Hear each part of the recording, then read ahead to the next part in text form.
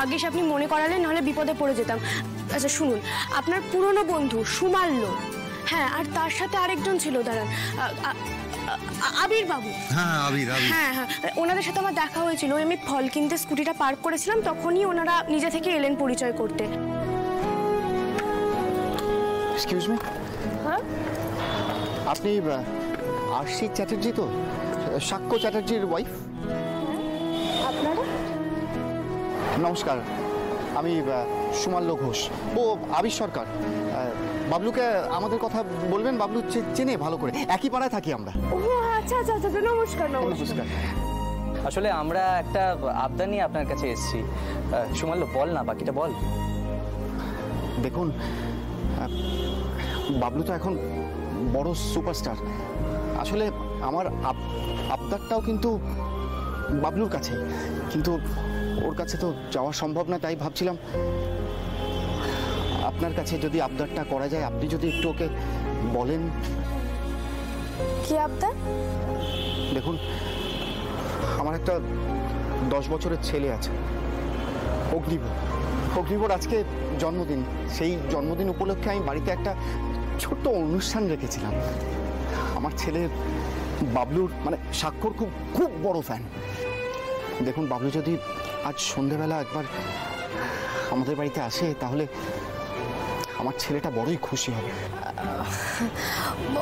অগ্নিবকে আমার তরফ থেকে হ্যাপি বার্থডে জানাবেন, অনেক ভালোবাসা থাকলো ওর জন্য। কিন্তু আমি না স্বাক্ষর ব্যাপারটা কিছু বলতে পারছি না। আসলে ও তো খুব ব্যস্ত মানুষ, আপনারা তো জানেনই। আমি না এটা ওকে বলতে পারবো না, আমাকে ক্ষমা করবেন প্লিজ। দেখুন, অগ্নিব আর 5টা বাচ্চার মতো নয়। আসলে ও খুবই অসুস্থ, আর ওর থ্যালাসেমিয়া আছে। এখন নিশ্চয়ই বুঝতে পারছেন যে আমরা কেন এসে আপনার কাছে এই আবদারটা করছি। আমার বন্ধু খুব অসহায় হয়ে আজকে জন্মদিনের পার্টিতে একটু বাবলুকে নিয়ে যেতে চায়। কি জানি, এরপরে হয়তো আর কোনোদিনও।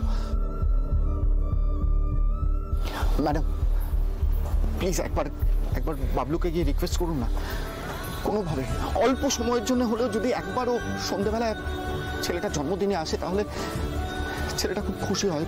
খুব বড় ফ্যান ও বাবলুর। Please please madam. এ বাবা, জি জি জি, প্লিজ প্লিজ এইভাবে বলবেন না। আচ্ছা বেশ, আমি স্বাক্ষর হয়ে কথা দিচ্ছি, আজ সন্ধেবেলা অগ্নিবর বার্থডে পার্টিতে স্বাক্ষর যাবে, আমি নিয়ে যাব। স্যার আপনি একবার যাবেন? আসলে ওই ছেলেটার অসুস্থতার কথা শুনে না আমি না করতে পারিনি। আমি কথা দিয়ে ফেলেছি যে আপনি যাবেন। কি বিষয়ে তোমার কোনো ধারণা আছে? না তুমি কি জানো, বোঝো বিষয়টা, নাকি বুঝে তুমি ইচ্ছে করে করো না? আরশি, আরে ও বোঝে, সব বোঝে। ও ইচ্ছে করে করে এসব। ন্যাকা ন্যাকা কথা বলে লোকের মাথা খেতে ও ওস্তাদ। ও ভেবে নিয়েছিল ও এখানেও পারবে না। অত সস্তা নয়। হ্যাঁ, বাবলুর মাথা খাওয়া অত সোজা জিনিস নয়। ওই হল বাঁচানোর সময় আমি কিছু করতে পারিনি বলে তুমি ভেবে নিও না যে এই সব জায়গায় গিয়ে তুমি এই মানুষের দুঃখ দেখিয়ে বাবলুর মাথা খেতে পারবে। শোনো, আমার ছেলে সাক্ষ্যজিৎ চ্যাটার্জি, ও পাড়ার কোনো লোকের বাড়িতে যাবে না। শুনে নিয়েছো? এবার ঘরে যাও। যাবে না? না যাবে না। এসব কি বলছো? সুমাল্যর ছেলে গুরুতর অসুস্থ, কঠিন রোগ হয়েছে। একটা বাচ্চা ছেলে একটু আবদার করেছে, ঘন্টা দুয়েকের জন্য বাবলু তো যেতেই পারে। আর তাছাড়া সুমাল্য এ বাড়িতে কত এসছে একটা সময়। বাবলু আর সুমাল্যর কতদিনের বন্ধুত্ব, কি বলছো তোমরা? সরি আঙ্কেল, বাট এটা পসিবল না।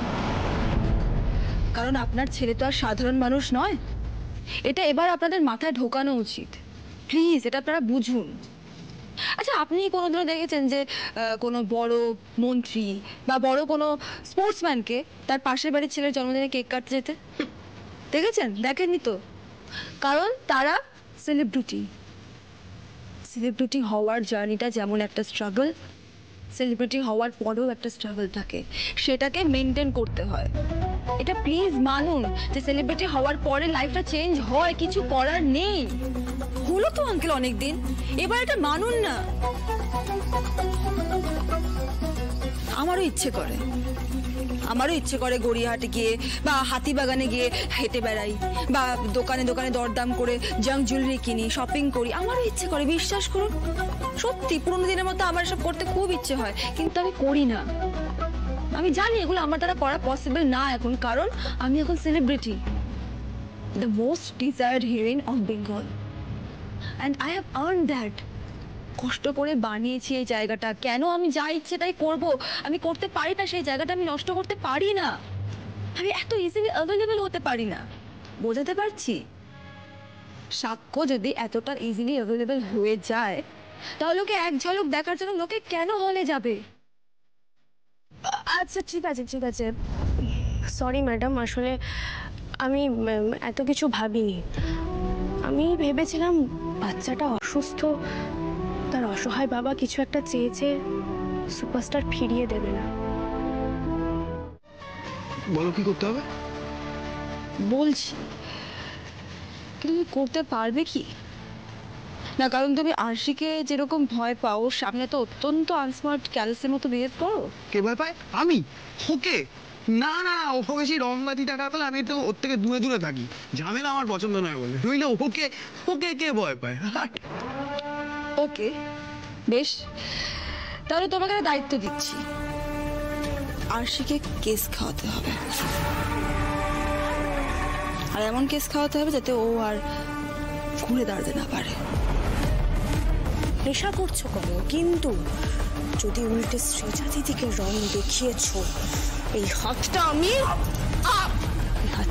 ভেঙে দেব। খাও তো মধুদি, ভালো করে কেস খাও। ওই আশিটার উপর আমার বিরাট রাগ, ভালো মতন কেস খাও। তুমি বলো কি করতে হবে, আমি আছি তোমার সাথে। তাহলে যেটা বলছি সেটা মন দিয়ে শোনো।